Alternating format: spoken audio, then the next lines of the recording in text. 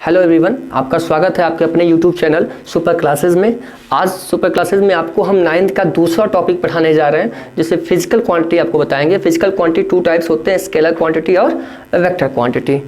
तो scalar quantity क्या होती है, वेक्टर क्वांटिटी क्या होती है, ये जानना बहुत ज़रूरी है, क्योंकि जितने भी आप फिजिक्स में जितने भी टॉपिक पढ़ोगे, हर टॉपिक के बाद आप फार्मूला डिफाइन करोगे। फार्मूला डिफाइन करने के बाद आपको बताना पड़ता है कि ये स्केलर क्वांटिटी है या फिर क्या है, वेक्टर क्वांटिटी है। या फिर इसके अलावा कॉम्पिटिटिव एग्जामिनेशन में भी पूछता है कि ये क्वांटिटी कौन सी है, फिजिकल क्वांटिटी या फिर क्या है, स्केलर क्वांटिटी है। सुना होगा आपने नाम सदिश और अदिश का नाम सुना होगा। तो ये अदिश राशि है और ये क्या है, सदिश राशि। English scalar quantity and this is called vector quantity. तो क्या होता है स्केलर, क्या होता है वेक्टर क्वांटिटी, आपको आज हम यही बताएंगे। तो इसके लिए थोड़ी सी बात बताते हैं आपको। जैसे आपसे हमने पूछा कि आपका घर कहाँ है, तो आप क्या बताओगे कि आपका घर कहाँ है। आपने कहा कि सर मेरा घर 5 किलोमीटर की दूरी पे है। अब जैसा इसको सोचना, आपने हमसे कहा कि आपका घर 5 किलोमीटर है, यहाँ से 5 किलोमीटर की दूरी पे है। तो 5 किलोमीटर है कहाँ पर, मैं क्या सोचूंगा कि आपका घर 5 किलोमीटर ईस्ट है, या आपका घर 5 किलोमीटर वेस्ट है, या फिर आपका नॉर्थ है, साउथ है, अप है, डाउन है, कहाँ है, या ईस्ट वेस्ट के कॉर्नर में है, कहाँ पर है। ये सोचना हमारे लिए बहुत ज़्यादा क्रिटिकल हो जाएगा। हम नहीं डिफाइन कर पाएंगे आपका घर, नहीं खोज पाएंगे आपका घर। क्यों नहीं खोज पाएंगे, क्योंकि आपने हमको इनकम्प्लीट इंफॉर्मेशन दिया है, कंप्लीट इंफॉर्मेशन नहीं दिया। अब कहोगे इनकम्प्लीट कैसे हो गया, हमने तो 5 किलोमीटर बता दिया। तो 5 किलोमीटर आपने बताया, लेकिन आपने डायरेक्शन नहीं बताया। वो डायरेक्शन कहाँ है, जो डायरेक्शन की बात हम करें, हम जाएंगे कहाँ पर। तो इसमें अगर आपने हमसे ये कहा होता कि सर मेरा घर 5 किलोमीटर ईस्ट है, वेस्ट है, नॉर्थ है, साउथ है, कोई पर्टिकुलर डायरेक्शन बताया होता आपने, तो जाकर के हमें एग्जैक्ट लोकेशन आपके घर की पता चली गई होती। लेकिन आपने बताया नहीं। तो ये अब देखिए, ये कंप्लीट सेंस है। अब तक अगर ये डायरेक्शन को हम हटाते हैं तो ये क्या होगा, इनकम्प्लीट सेंस होगा। अगर डायरेक्शन को इंक्लूड करते हैं, इसमें मिलाते हैं, ऐड करते हैं, तो जाकर के ये कंप्लीट सेंस देगा। ये क्या था आपका, ये न्यूमेरिकल वैल्यू है, न्यूमेरिकल वैल्यू, और ये आपका क्या है, डायरेक्शन। खत्म हो गई डिफिनीशन, यही थी डिफिनीशन इसकी। अब दिमाग में आपको दौड़ाइए, पकड़िए इसको, क्या चीज़ बताया हमने कि जिस फिजिकल क्वांटिटी को बताने के लिए मैग्नीट्यूड, इसको मैग्नीट्यूड भी बोलते हैं, न्यूमेरिकल वैल्यू को मैग्नीट्यूड बोलते हैं। तो ये आपका हो गया, जिस फिजिकल क्वांटिटी को डिनोट करने के लिए मैग्नीट्यूड और डायरेक्शन दोनों की आवश्यकता पड़ती है, उसे क्या बोलते हैं, वेक्टर क्वांटिटी। और जिसके लिए सिर्फ और सिर्फ मैग्नीट्यूड की आवश्यकता होती है, डायरेक्शन का कोई लेना देना नहीं होता है, ऐसी क्वांटिटी को स्केलर क्वांटिटी बोलते हैं। 9th सिलेबस के अकॉर्डिंग आप इतनी डिफिनेशन बोलोगे। यही चीज़ अगर आप जाओगे 10th में, 11th में, 12th में जाओगे, तो थोड़ी सी इसमें वैल्यू थोड़ी सी बदल जाती है। उसमें मैग्नीट्यूड डायरेक्शन के साथ साथ बोलते हैं वेक्टर रूल को फॉलो करता है। अभी वेक्टर रूल क्या होता है, जब आप 11th में जाओगे, 11th के टॉपिक पढ़ोगे, तो वहाँ पर आपको वेक्टर एडिशनल रूल पढ़ाया जाएगा। तो अभी 9th के अकॉर्डिंग बस इतना ही आपको बोलना है, magnitude as well as direction is called vector quantity, only magnitude is called scalar quantity. Definition एक वर्ड में लिख लीजिए उसको, what is scalar quantity? Those physical quantities which denoted by only magnitude is called scalar quantity. Those physical quantities which denoted by only magnitude is called scalar quantity, and those physical quantities which denoted by both magnitude and direction is called vector quantity. कुछ examples दिखाते हैं आपको हम। अब जैसे example दिए थे, example और देख के क्लियर करते हैं इसको हम।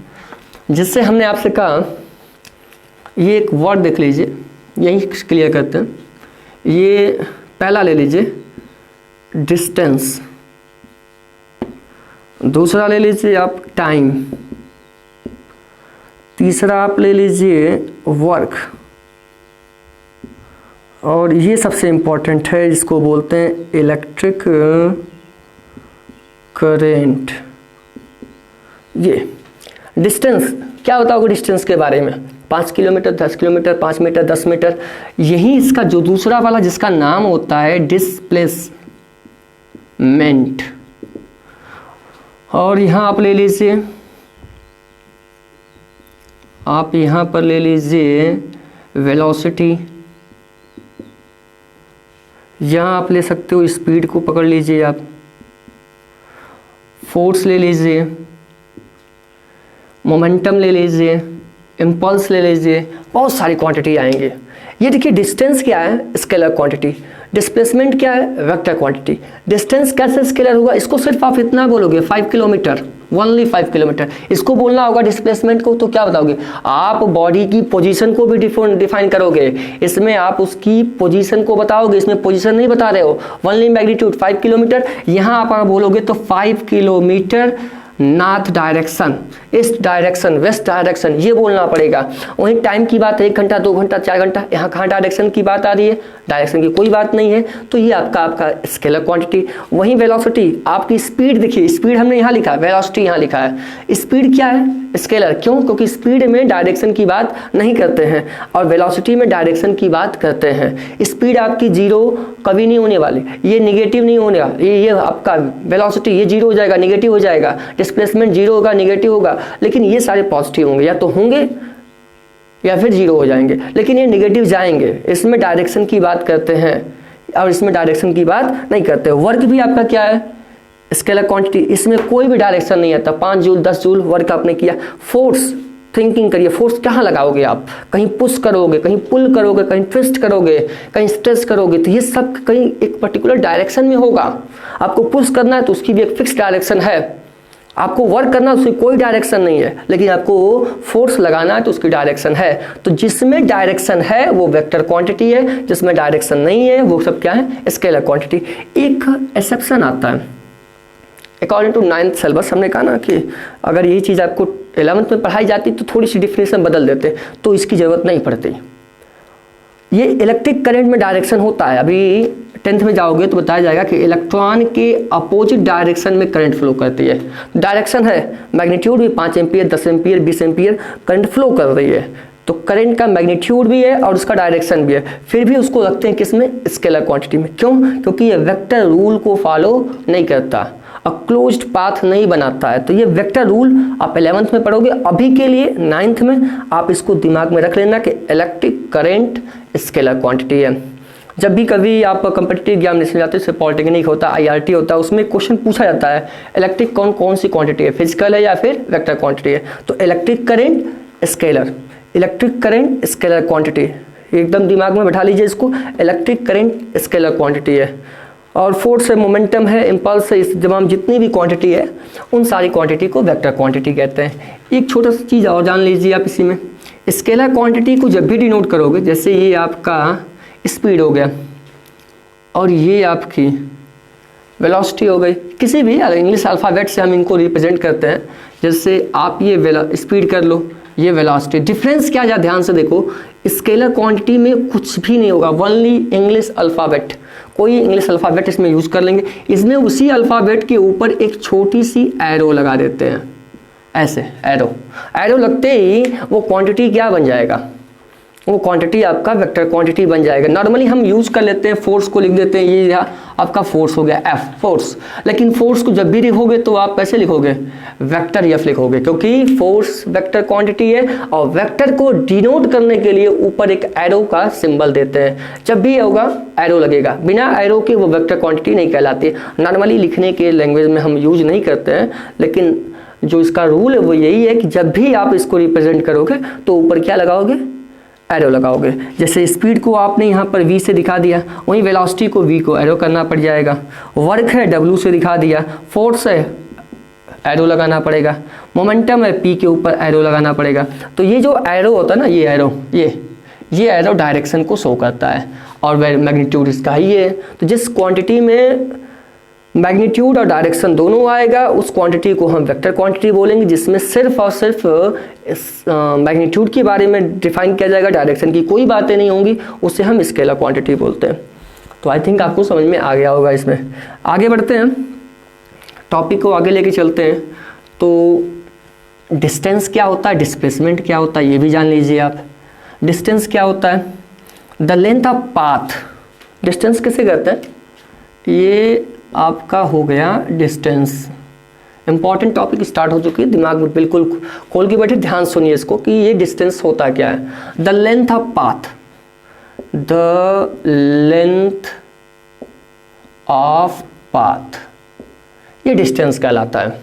किसी भी पाथ की जो लेंथ होगी, जितनी लंबाई होती, जितना चलते, वो क्या कहलाता है, आपका डिस्टेंस कहलाता है। वहीं डिस्प्लेसमेंट की बात कर लें, डिस्प्लेसमेंट की बात कर लें तो ये क्या होता है, डिस्प्लेसमेंट क्या होता है, the minimum distance between initial and final position, the minimum distance between initial and final position is called displacement, या फिर in a particular direction, in a particular direction distance is called displacement। इसी distance में क्या लगा दो, एक direction की बात कर दो, वो कौन क्या बन जाएगा, डिस्प्लेसमेंट। जैसे हमने कहा कि हम 5 किलोमीटर की डिस्टेंस ट्रेवल किए हैं, वही कहते हैं 5 किलोमीटर की डिस्टेंस नॉर्थ डायरेक्शन में ट्रेवल किए हैं, तो जब तक नॉर्थ के बारे में बात नहीं करेंगे ये कहलाएगा आपका डिस्टेंस, और अगर इसी में हमने डायरेक्शन को जोड़ दिया तो ये कहलाएगा आपका डिस्प्लेसमेंट। ये कौन सी क्वांटिटी हो गई, फिर ये स्केलर क्वांटिटी हो गई, और ये कौन सी क्वांटिटी हो गई, वेक्टर क्वांटिटी। इसको डिनोट करते हैं, डिस्टेंस को दिखाने के लिए यस से कर लेते हैं, इसको भी यस से ही करते हैं, लेकिन ऊपर क्या लगा देंगे, वेक्टर लगा देंगे। तो दोनों क्लियर हो गए, distance the length of path, और displacement in a particular direction length of path is called displacement, या in a particular direction distance is called displacement. या फिर सबसे easy definition, the minimum distance between two position, दो position के बीच की minimum distance को क्या कहते हैं, डिस्प्लेसमेंट कहते हैं। डिस्टेंस आपकी कौन सी क्वांटिटी हो गई, स्केलर हो गई, और ये आपकी कौन सी क्वांटिटी हो गई, वेक्टर। इसको भी डिनोट यस से करते हैं, इसको भी डिनोट यस से करते हैं, डी से भी करते हैं, स्मॉल डी से करते हैं, स्मॉल एक्स से करते हैं, तो कुछ भी करो, small D, small x, small S, बस इसमें एरो नहीं लगाओगे क्योंकि ये स्केलर क्वांटिटी है, और इसमें एरो लगा दोगे, ये कौन सी क्वांटिटी है, वेक्टर क्वांटिटी। आगे चलते हैं, कुछ इनमें डिफरेंसेस हैं, इंपॉर्टेंट चीज़ वो था दिमाग में रख लीजिएगा।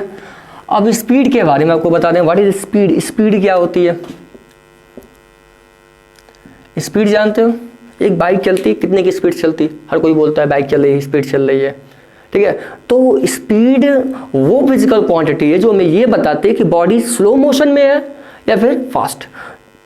तो पोजीशन या the information of the vehicles या any body which inform that's a body is slower और फास्टर, ये बता देती है कि बॉडी स्लो है या फिर बॉडी फास्ट है। उसी फिजिकल क्वांटिटी को क्या कहते हैं, स्पीड कहते हैं। अब स्पीड की डिफिनीशन देख लीजिए, क्या बनेगी स्पीड की डिफिनीशन। स्पीड इक्वल टू क्या होता है, डिस्टेंस अपॉन टाइम। टाइम के रिस्पेक्ट में आपने कितनी डिस्टेंस को ट्रेवल किया वही कहलाएगा आपका स्पीड। तो the ratio of distance and time is called speed, या in a second, in unit second the distance is called speed. सबसे सीधा सिंपल सा डिफिनीशन होता है, ये नीचे वाले को 1 कर दो, यूनिट, यूनिट मतलब 1, और 1 से डिवाइड करोगे तो डिस्टेंस मिलेगा, और डिस्टेंस किसके बराबर हो गया फिर, स्पीड के। तो डिफिनीशन क्या दोगे, इन unit second distance is called speed. या और इजी करना चाहते हो तो डिस्टेंस और टाइम दोनों का रेशियो बोल दो, the ratio of distance and time is called speed. ये हो गया, इसको डिनोट कर दीजिए आप v से, डिस्टेंस आपका s हो गया और टाइम हो गया t, ये फार्मूला हो गया, v is equal to s upon T, speed is equal to distance upon time. Unit की बात कर लें, SI यूनिट की बात कर लें, SI यूनिट की बात करें तो ये आपका हो गया मीटर, डिस्टेंस को मीटर में मेजरमेंट करते हैं और टाइम को किस में कर लें, सेकंड में, तो मीटर पर सेकंड। या इसी को ऐसे भी लिख लेते हैं, मीटर और सेकंड को ऊपर लेके जाते हैं तो इनवर्स हो जाएगा ना, पावर जब ऊपर जाती है तो क्या होती है, प्लस का माइनस, माइनस का प्लस, तो ये हो जाएगा मीटर इंटू सेकेंड इनवर्स। याद है, अगर इंटू करोगे तो पावर -1 में होगी, और अगर इंटू नहीं की और डिवाइड की हो तो बिल्कुल +1 में रहेगी। CGS की बात कर लें तो इसको सेंटीमीटर में मेजरमेंट करते हैं, डिस्टेंस को SI में मीटर से और CGS में सेंटीमीटर से, और टाइम का क्या हो गया, सेकेंड, वही चीज़ सेंटीमीटर इंटू सेकेंड इनवर्स हो जाएगा। ये आपकी स्पीड हो गई। स्पीड को 4 पार्ट में डिवाइड करते हैं। पहला यूनिफॉर्म स्पीड, अच्छी तरह जानते हैं यूनिफॉर्म मतलब एक जैसा, जैसे बताया था हमने आपको uniform motion, non uniform motion, वैसे ही uniform speed equal distance travel करेगा इक्वल इंटरवल ऑफ टाइम में। और उसके बाद दूसरा non uniform speed, unequal distance travel करे तीसरा एवरेज स्पीड होती है, सबसे इंपॉर्टेंट इसका ये होता है एवरेज स्पीड। देख लीजिए इसको, यूनिफॉर्म और नॉन यूनिफॉर्म को हम डिफाइन नहीं कर रहे हैं क्योंकि बिल्कुल ईजी है, तो हम डिफाइन करते हैं एवरेज स्पीड को। एवी क्या होता है? Total distance upon total time. Total distance upon total time. ये speed of average is equal to S1 plus S2 plus S3 plus and so on. Time कितना हो जाएगा? T1 plus T2 plus T3 plus and so on. ये इसकी difference हो जाएगी। The ratio of total distance to total time is called average speed. Formula VAV is equal to speed, average speed is equal to total distance. जितनी भी distance travel करेगा 1 2 3 4 5 जितना भी जाएगा सबको ऐड कर देंगे और सबको ऐड करके सारे टाइम को ऐड करके उससे डिवाइड कर देंगे, तो ये आपका एवरेज स्पीड हो जाएगा। फिर उसके बाद इंटेंस स्पीड होती है किसी पर्टिकुलर टाइम में, तो उसका फार्मूला हो जाएगा VINS इक्वल टू, ये हो गया डेल्टा T टेंस टू 0। ऐसे लिख लीजिए आप इसको, limit delta T tends to 0 delta S upon delta T। एक पर्टिकुलर टाइम में जो डिस्टेंस ट्रेवल होती है उसी को बोलते हैं इंटेंस स्पीड। तो ये स्पीड के बारे में हो गया। अब इसी का 2 कॉपी आपको पढ़ना पड़ेगा। क्या? स्पीड के बाद आप पढ़ लीजिए वेलोसिटी, ठीक इसका अपोजिट। सिर्फ चेंज क्या होगा, जितना स्पीड में है उसका ठीक उल्टा कर लेंगे किसमें, वेलोसिटी में। इसमें डायरेक्शन को नहीं बताएंगे, उसमें डायरेक्शन को शो कर देंगे। तो फिलहाल नेक्स्ट वीडियो आगे नेक्स्ट टाइम में बता देंगे आपको। आज के लिए इतना ही। Thank you so much. Channel को लाइक और सब्सक्राइब करना ना भूलें।